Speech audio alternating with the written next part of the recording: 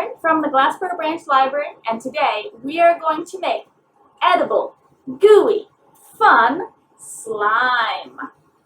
Now this is one of our stickiest and messiest of our science projects, so have a lot of fun with it. You're going to need for ingredients half a tablespoon of oil, not the kind you put in your car, olive oil or vegetable oil, some gummy bears, 1 cup's worth, 1 tablespoon of powdered sugar, and 1 tablespoon of cornstarch.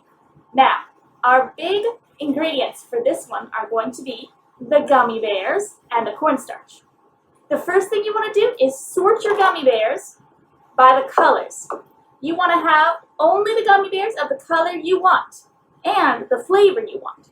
I've gone with green and yellow so we can have a nice lemon and lime slime. Now, you're going to pop this in the microwave for 30 seconds. So let's get right back. So after 30 seconds in the microwave, your gummy bears are going to look like they're already slime. But they're not quite done yet. Be careful with this part. If you're not used to using the microwave, have a parent help you because it can get hot. Now we're going to add our cornstarch, 1 tablespoon. We're going to add a half a tablespoon of our oil. And of course, a little extra sugar for flavor. 1 tablespoon. You're going to stir that right up until it all comes together. This shouldn't take long, maybe 2 or 3 minutes. It's going to look pretty weird when you're stirring it up.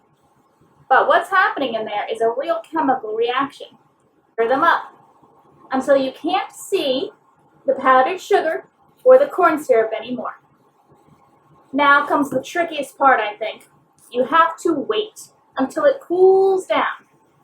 Now what's happening in there is your gelatin, the stuff that makes gummy bears gummy, is going to bond with your cornstarch.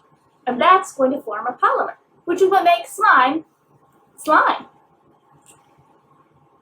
All right, now, once it's cool and you've got a fun, slimy, gooey creation, you might want to throw in your leftover gummy bears or some sprinkles